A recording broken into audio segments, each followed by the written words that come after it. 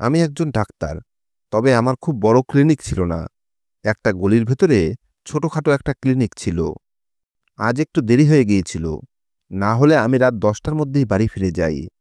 আজ আমি একটু ফেঁসে গেছি, না হলে এত রাত পর্যন্ত বাইরে থাকতে আমার একদম ভালো লাগে না। আমি তাড়াতাড়ি করে বাকি রোগীদের দেখলাম এবং তাড়াতাড়ি করে ক্লিনিক বন্ধ করলাম। ক্লিনিক বন্ধ করে যেই বাইরে বেরোতে যাব, তখনই আমার সামনে খুবই সুন্দরী একটা মেয়ে এসে দাঁড়ালো। যদিও আমি একজন ডাক্তার, কিন্তু মেয়েদের ব্যাপারে খুব তাড়াতাড়ি গলে যেতাম, কেননা মেয়েরা আমাকে ভীষণ আকৃষ্ট করত। আমিও দেখতে বেশ আকর্ষণীয় ছিলাম, আর আমার বয়সও বেশি ছিল না, তাই সহজেই মেয়েরা আমার প্রতি আকৃষ্ট হয়ে যেত। আজও মেয়েটিকে দেখে আমার মন গলে গেল, কেননা মেয়েটি দেখতে খুবই সুন্দরী। মেয়েটি হঠাৎ আমার কাছে এলো এবং চারদিকে চোখ ঘুরিয়ে বলতে লাগলো, ডাক্তার সাহেব, আপনার সাথে আমার একটা জরুরি কথা আছে। আমি তার দিকে তাকালাম এবং মাথা নেড়ে বললাম, হ্যাঁ বলুন, কি কথা আছে আপনার? আমি খুব মোলায়েম সুরে কথা বললাম, কারণ আমি তার সাথে কিছু সময় কাটাতে চাইছিলাম। মেয়েটিকে দেখে আমার মন অস্থির হয়ে উঠল। আমার মনে হচ্ছিল যেন আমি নিজেকে সামলাতে পারবো না। তখনই মেয়েটি বলতে লাগলো, ডাক্তার সাহেব, আমি কোনো নর্মাল কথা বলতে আসিনি। এটা আমার সম্মানের সাথে জড়িত ব্যাপার, তাই একটু আড়ালে বলতে চাই। আমি তাকে ভরসা দিয়ে বললাম, আপনার সম্মানে কোনো আঁচ আসবে না, আর এই কথা কখনোই বাইরে প্রকাশ পাবে না। তাই আপনি নিশ্চিন্ত হয়ে আপনার সমস্যা বলতে পারেন। রাত 10টা পার হয়ে গেছিল, তাই আমি তাড়াতাড়ি করে বাড়ি যেতে চাইছিলাম। কিন্তু না জানি কি এমন শক্তি ছিল যা আমাকে সেখান থেকে যেতে দিচ্ছিল না। মেয়েটি আমার আরো কাছে এগিয়েছে এবং রহস্যময় ভঙ্গিতে বলতে লাগলো, ডাক্তার সাহেব, আমি জানি আপনি খুব ভালো মানুষ। আমি আপনার সম্পর্কে অনেক ভালো ভালো কথা শুনেছি। আপনি অনেক মানুষের বিনামূল্যে চিকিৎসা করেন। আমার আপনার কাছে একটা জরুরি কথা আছে। আসলে আমার বিয়ের আর কয়েক সপ্তাহ বাকি, কিন্তু আমি আমার কুমারিত্ব হারিয়ে ফেলেছি। আমি জানি যে এটা আমার জন্য খুবই জরুরি, কেননা বাসর রাতে যখন আমার স্বামী জানতে পারবে যে আমি কুমারী নই, তখন সে পরের দিনই আমাকে ডিভোর্স দিয়ে দেবে। আমি ডিভোর্সের দাগ নিয়ে জীবন কাটাতে চাই না। সেই কারণেই আমি আপনার কাছে এসেছি, যাতে আপনি কোনোভাবে আমার কুমারিত্ব ফিরিয়ে দিতে পারেন। আমিও একটু রঙ্গিলা টাইপের মানুষ, আর মেয়েটিও আমাকে পুরোপুরি নিজের দিকে টেনে নিয়েছিল। তাই যখন সে বলল যে সে তার কুমারিত্ব হারিয়ে ফেলেছে, তখন আমি বুঝে গেলাম যে এখানে আমার কপাল খুলে যেতে পারে। যদি আমি তার কুমারিত্ব ফিরিয়ে দিতে পারি, তাহলে এর পরিবর্তে সে আমাকে তার সান্নিধ্যের কিছু মুহূর্ত তো দিতেই পারে। আমার মাথায় অনেক কিছু ঘুরছিল, তাই আমি তার বিশ্বাস জুগিয়ে বললাম, তুমি ভয় পেও না, আর তোমার ঘাবড়ানোর কোনো দরকার নেই, কেননা তুমি একদম সঠিক জায়গায় এসেছ। আমি তোমার চিকিৎসা করব এবং কয়েকদিনের মধ্যেই তোমার কুমারিত্ব ফিরে আসবে, আর তোমার স্বামী কোনো অবস্থাতেই তোমাকে ডিভোর্স দেবে না। আমার এই কথা শুনে মেয়েটি খুব খুশি হয়ে গেল এবং সঙ্গে সঙ্গেই আমার সাথে ক্লিনিকের ভেতরে চলে এলো। সে ভেতরে এলে আমার বুক ধুকধুক করতে লাগলো, আর তার আওয়াজ আমার কানে বাজছিল। আমার ভয়ও করছিল যে যদি কেউ আমাকে এই অবস্থায় দেখে নেয়, তাহলে আমার খুব বদনাম হয়ে যাবে। এই এরিয়াতে আমার যথেষ্ট সম্মান ছিল।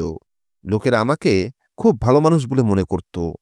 আমার চিকিৎসায় লোকেদের উপকার হতো, তাই তারা আমাকে খুব পছন্দ করত। মেয়েটি ক্লিনিকের ভেতরে এসে এক জায়গায় চুপচাপ বসে পড়ল। এটা ভেবে আমার অবাক লাগছিল যে সে এখানে আসার জন্য রাতের সময় কেন বেছে নিয়েছে। মেয়েটি খুবই সুন্দরী, কিন্তু এখানে আসতে তার একটুও ভয় করেনি। মেয়েটি যে কাজের জন্য এসেছে আর তার সাথেও কেউ নেই, এই কথাগুলো আমাকে ভাবতে বাধ্য করেছিল। সত্যিই বলে লোকে, যখন একজন পুরুষ ও একজন মহিলা একা থাকে, তখন তাদের মাঝে তৃতীয়জন হিসেবে শয়তান উপস্থিত হয়ে যায়। আর এই মুহূর্তে সেই শয়তান আমার উপরে পুরোপুরি চেপে বসেছে। আমি এই সুযোগ কোনো মতেই হারাতে চাইছিলাম না, তাই আমি তার কাছে গিয়ে বসলাম এবং তার সাথে কথা বলতে শুরু করলাম। আমি তাকে জিজ্ঞেস করলাম, তুমি তোমার কুমারিত্ব কিভাবে হারিয়েছ? তখন সে বলতে লাগলো, আগে আমার একজন প্রেমিক ছিল, যার সাথে আমি অনেক দূর অব্দি এগিয়ে গিয়েছিলাম। আমাদের মধ্যে শারীরিক সম্পর্কও তৈরি হয়ে গেছিল, কিন্তু যখন বিয়ের সময় এলো, তখন সেই ছোট লোক বিয়ে করতে অস্বীকার করল এবং আমাকে চরিত্রহীন বলে ছেড়ে দিল। এরপরে হঠাৎ আমার জন্য খুব ভালো ভালো বিয়ের প্রস্তাব আসতে শুরু করে। আমি বুঝতে পারছিলাম না যে আমার সাথে এসব কি হচ্ছে। সেই সময়েই আমার জন্য একটা খুব ভালো প্রস্তাব এলো, যা আমার বাবা মা বিনা দ্বিধায় মেনে নিল। আর সেই লোকের সাথেই আমার বিয়ে ঠিক হয়ে যায়। এখন আমার একটাই চিন্তা যে যদি সে জানতে পারে যে আমি আমার কুমারিত্ব হারিয়ে ফেলেছি, তাহলে সে আমাকে ডিভোর্স দিতে 1 সেকেন্ডও সময় নেবে না। আর আমি চাই না আমার জীবন এভাবে বরবাদ হয়ে যাক। মেয়েটি মাথা নিচু করে তার সম্পর্কে সবকিছু আমাকে বলছিল। এরপরে আমি কিছু বলার আগেই সে আমাকে বলতে লাগলো, আমি আপনাকে দেখাতে পারি যে আমার কুমারিত্ব কিভাবে শেষ হয়েছে। তার এই কথা শুনে আমার চোখ চকচক করে উঠল, কারণ আমি আমার উদ্দেশ্য সফল হতে দেখতে পাচ্ছিলাম। তার গল্পে আমার কোনো আগ্রহ ছিল না। আমি তো শুধু আমার সুযোগের অপেক্ষায় ছিলাম। মেয়েটি যেই তার কাপড় সরালো, আমার জীবন যেন গলায় এসে আটকে গেল। কেননা মেয়েটি তো আমার সাথে অন্য কিছু করার পরিকল্পনা করেছিল। যেই সে কাপড় সরালো, আমি পুরোপুরি বরবাদ হয়ে গেলাম। কেননা সেই মেয়েটি যে আমার সাথে কি করেছে তা আমি নিজেই জানি না। আমি তো তার সাথে শারীরিক সম্পর্ক তৈরি করতে চেয়েছিলাম, নিজের খারাপ উদ্দেশ্য পূরণ করতে চেয়েছিলাম। কিন্তু আজ ভগবান আমাকে সেই সমস্ত কিছুর জবাব সুদসহ ফেরত দিয়ে দিয়েছেন। সেই মেয়েটি কে ছিল আর সে কোথা থেকে এসেছিল তা আমি জানতাম না, কিন্তু সে আমার সম্মান ধুলোয় মিশিয়ে দিয়েছে। আমি সেই মেয়েটির থেকে প্রতিশোধ নিতে চাইছিলাম, কিন্তু আমার মনেও নিজের থেকেই একটা দ্বিধা ছিল। কেননা সত্যিই তো আমি তার সাথে সম্পর্ক তৈরি করতে চেয়েছিলাম। যদিও আমি এখনো পর্যন্ত তাকে স্পর্শও করিনি, কিন্তু তা সত্ত্বেও সে আমার সাথে এমন কাজ করল, যার পরে আমি আর কাউকে মুখ দেখানোর যোগ্য রইলাম না। বহু বছর ধরে যে সম্মান আমি এই এলাকাতে তৈরি করেছি, তা সব ধুলোয় মিশে গেল। যাদের কাছে আমি সম্মানিত ব্যক্তি হিসেবে পরিচিত ছিলাম, তাদের কাছে এখন আমি শুধুই ঘৃণার পাত্র। আমার বদনাম পুরো এলাকায় ছড়িয়ে পড়েছিল। আর যে সম্মানিত ব্যক্তিদের সাথে আমি ওঠা বসা করতাম, তাদের কানেও এই সমস্ত কথা পৌঁছে গিয়েছিল। আর এতে আমার সম্মান পুরোপুরি নষ্ট হয়ে গিয়েছিল। আর আমি কাউকে মুখ দেখানোর যোগ্য রইলাম না। সেই মেয়েটি আমার কাছে এসে কথা বলতে বলতেই হঠাৎ করে সে জোরে জোরে চিৎকার করতে লাগলো। হঠাৎ তার এই চিৎকার শুনে আমি ভয় পেয়ে গেলাম। আর আমি যে এতক্ষণ তার খুব কাছে বসে তার সমস্ত কথা শুনছিলাম, ভয়ে নিজের জায়গা থেকে উঠে দাঁড়ালাম। আমার মস্তিষ্ক একদম কাজ করা বন্ধ করে দিয়েছিল। মেয়েটি একটানা চিৎকার করছিল, আর তার চিৎকারে আমি ভীষণভাবে ঘাবড়ে গেছিলাম। আমি বুঝতে পারছিলাম না যে হঠাৎ করে তার হলোটা কি। আমি ভয়ে এক কোণে দাঁড়িয়ে গেলাম। আর মেয়েটির চিৎকারে আশেপাশের লোকেরা আমার ক্লিনিকের ভেতরে ছুটে দেখতে এলো যে এখানে কি এমন ঘটেছে, যার কারণে এখান থেকে একজন মেয়ের চিৎকার শোনা যাচ্ছে। কয়েকজন পুরুষ আমার ক্লিনিকে ঢোকার সাথে সাথে সেই মেয়েটা তাদের পিছনে গিয়ে লুকালো এবং কাঁদতে কাঁদতে বলতে লাগলো, এই লোকটা আমার সম্মানে হাত দিয়েছে। আমি তো এখানে শুধু ওষুধ নিতে এসেছিলাম, কিন্তু এই লোকটা আমার সাথে নোংরা কাজ করার চেষ্টা করছিল। মেয়েটির কথা শুনে আমি বুঝতে পারছিলাম না যে এসব আমার সাথে হঠাৎ করে হচ্ছেটা কি। তাই আমি হতভম্ব হয়ে চুপচাপ দাঁড়িয়ে রইলাম। কিন্তু আমার বুক ভয়ে ধুকধুক করছিল, আর ভয়ে আমার হাত পা কাঁপছিল। আমার পুরো শরীর থরথর করে কাঁপছিল, কারণ আমি জানতাম এই সমস্ত লোকেদের চোখে আমার চরিত্র খুব ভালো ছিল। কিন্তু আজকে এই মেয়েটি সবার সামনে আমার বদনাম করার জন্য উঠে পড়ে লেগেছে। ঠিক তখনই একটা লোক রাগে চিৎকার করে বলল, আমি আগেই বলেছিলাম যে এই বদমাস ডাক্তারকে আমাদের এরিয়া থেকে বের করে দেওয়া উচিত, কেননা এর উদ্দেশ্য মহিলাদের প্রতি ঠিক না। কিন্তু তখন কেউ আমার কথা শুনেনি। আজ দেখো, এই লোকটা একটা সহজ সরল মেয়ের সম্মানে হাত দেওয়ার চেষ্টা করেছে। সেই লোকটা এই কথা বলার সাথে সাথে সেই মেয়েটি আরো জোরে জোরে কাঁদতে কাঁদতে বলতে লাগলো, এই লোকটা আমার ইজ্জত পুরোপুরি নষ্ট করে দিয়েছে। এখন আমি আর বেঁচে থাকার যোগ্য নেই। 1 সপ্তাহ পরেই আমার বিয়ে, আর এই লোকটা আমাকে শেষ করে দিয়েছে।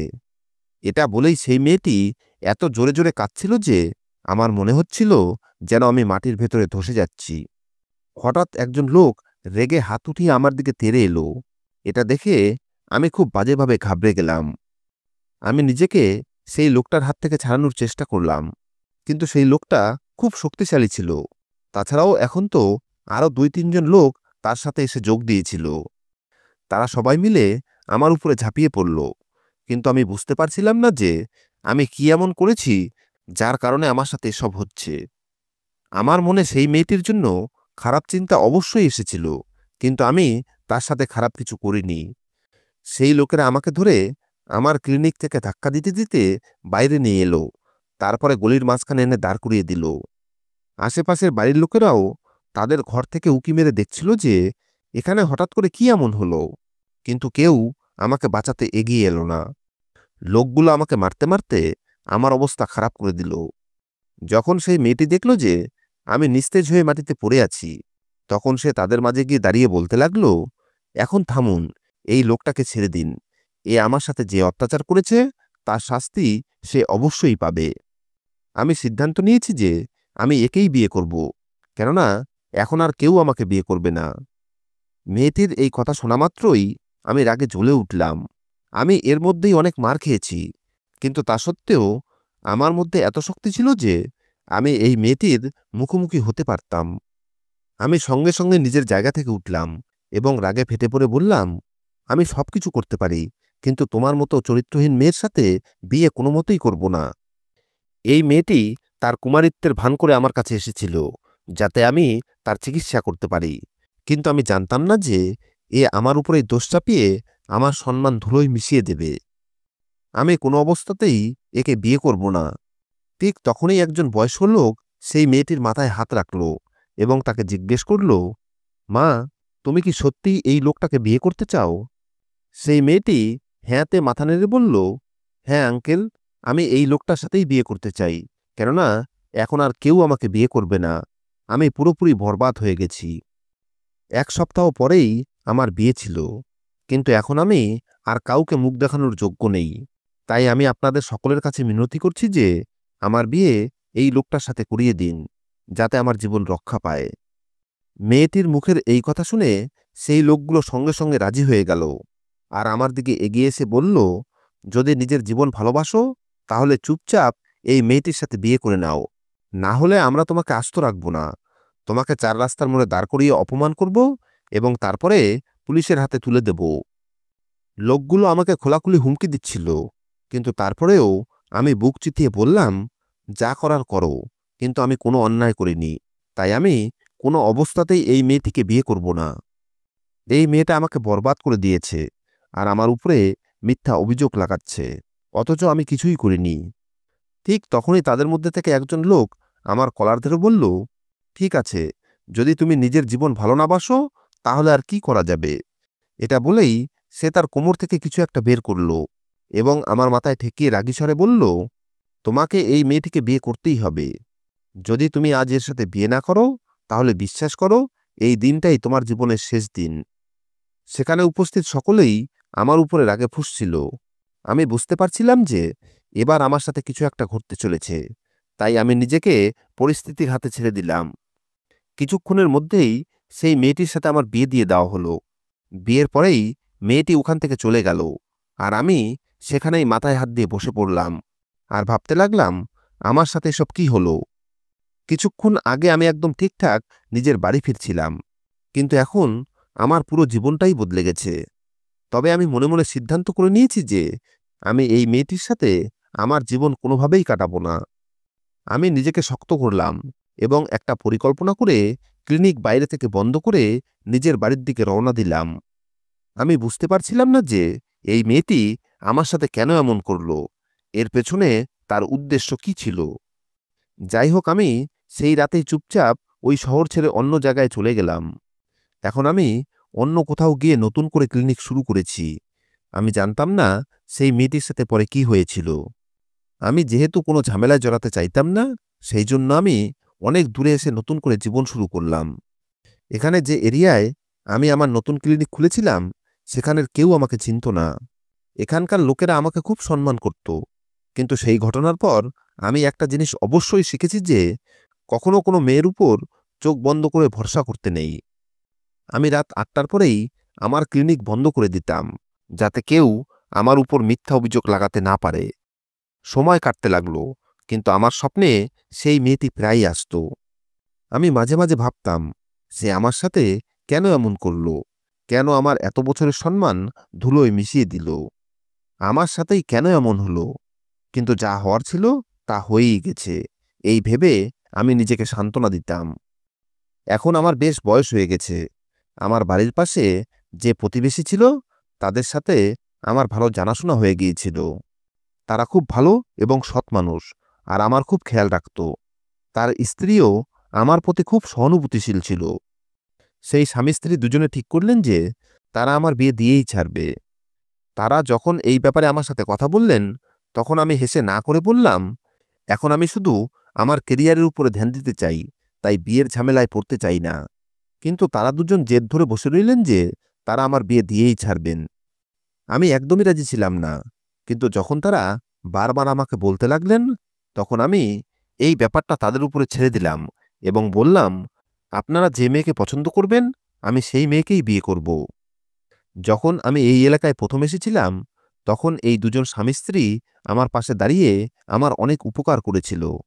তাই তারা যখন আমাকে বললেন যে আমাদের নজরে একটা মেয়ে আছে, যে খুবই সুন্দরী এবং হাসিখুশি, কিন্তু তার এক বুড়িমা ছাড়া আর কেউ নেই, তুমি যদি বলো তাহলে আমরা তোমাকে সেই মেয়েকে দেখাতে পারি। আমি মনে মনে ভাবলাম, যখন এরা বলছে মেয়েটি সুন্দরী আর ভালো স্বভাবের, তখন নিশ্চয়ই ভালো হবে। তাই আমি সেই স্বামী স্ত্রীকে বললাম, আপনারা আমার জন্য যে মেয়েকে পছন্দ করবেন, আমি তাকেই বিয়ে করে নেব। আর তারপরে দেখতে দেখতে 1 মাসের মধ্যেই সে দুজন আমার বিয়ে খুব ধুমধাম করে সেই মেয়েটির সাথে দিয়ে দিল। আমি এখনো সেই মেয়েটির মুখ দেখিনি, কিন্তু বাসর রাতে ঘরে পৌঁছে যখন নববধূর ঘোমটা সরালাম, তখন আমার গলা দিয়ে চিৎকার বেরিয়ে গেল। কেননা আমার সামনে অন্য কেউ নয়, বরং সেই ক্লিনিকের মেয়েটা বসেছিল, যে কয়েক বছর আগে আমার জীবন পুরোপুরি তছনছ করে দিয়েছিল। আমি তার থেকে এমনভাবে দূরে সরে গেলাম, যেন আমি যদি তাকে ছুঁয়ে ফেলি তাহলে আমার মারাত্মক কোনো অসুখ হয়ে যাবে। আমার এইভাবে ছিটকে যাওয়াতে মেয়েটি ভয় পেয়ে গেল। আমি রাগে অগ্নিশর্মা হয়ে নিজের জায়গায় উঠে দাঁড়ালাম, আর তার দিকে তাকিয়ে চেঁচিয়ে বললাম, মানে আমার বিয়ে আরেকবার তোমার সাথেই হলো? তোমার সাহস কি করে হলো আবার আমার জীবন তছনছ করার? মেয়েটি ভয়ে কাঁপতে লাগল, কিন্তু আমি রাগে গর্জন করে বললাম, আগেরবার আমি বাধ্য ছিলাম, নিজের প্রাণের ভয়ে তোমাকে মেনে নিতে হয়েছিল, কিন্তু এখন আমি অসহায় না। সকাল হতেই আমি তোমাকে ডিভোর্স দেব এবং নিজের জীবন থেকে বের করে দেব। আমি তোমার মতো চরিত্রহীন মেয়ের সাথে আমার জীবন নষ্ট করতে পারবো না। এই কথা বলে যেই আমি ঘরের বাইরে যেতে লাগলাম, অমনি সে আমার পা জড়িয়ে ধরল এবং আমার কাছে ক্ষমা চাইতে চাইতে বলতে লাগল, আমাকে ক্ষমা করে দাও। আমি তোমার উপরে যে মিথ্যা দোষ চাপিয়েছিলাম তা পুরোপুরি মিথ্যা ছিল।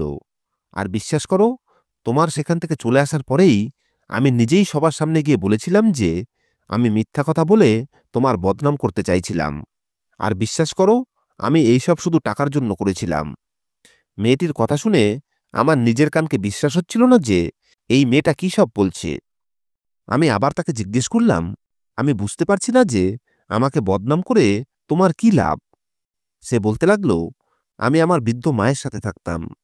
একদিন আমি বাড়িতে বসেছিলাম, তখনই একজন লোক আমার কাছে এলো এবং আমাকে একটা প্রস্তাব দিল। সে বলল, যদি আমি তোমার বদনাম করি তাহলে সে আমাকে 5 লাখ টাকা দেবে। আমি সঙ্গে সঙ্গে জিজ্ঞেস করলাম, সেই লোকটা কে যে তোমার কাছে এসেছিল? মেয়েটি বলল, তার নাম দীপক। এরপরে মেয়েটি আরও বলল, তোমার সাথে কি তার কোনো শত্রুতা আছে, যে কারণে সে তোমাকে সবার সামনে বদনাম করতে চায়? আমি চুপ হয়ে ভাবতে লাগলাম। পড়াশুনোতে ভালো হওয়ার কারণে আমার কাকার ছেলে দীপক সব সময় আমার উপর হিংসা করত, কিন্তু আমার বিশ্বাস হচ্ছিল না যে ও আমার সাথে এত জঘন্য কাজ করতে পারে। এরপরে মেয়েটি আরও বলতে লাগলো যে আমি এই কাজ তো করে ফেলেছিলাম, কিন্তু তারপরে আমার মনে হচ্ছিল যেন আমি অনেক বড় পাপ করে ফেলেছি। তাই তুমি চলে যাওয়ার পরেই আমি প্রতিবেশীদের কাছে গিয়ে তাদের সমস্ত সত্যি কথা বলি। যখন তারা সব সত্যি জানতে পারল, তখন তারা আমাকে আর আমার মাকে অনেক গালিগালাজ করে এবং আমাদের ওখান থেকে বের করে দেয়।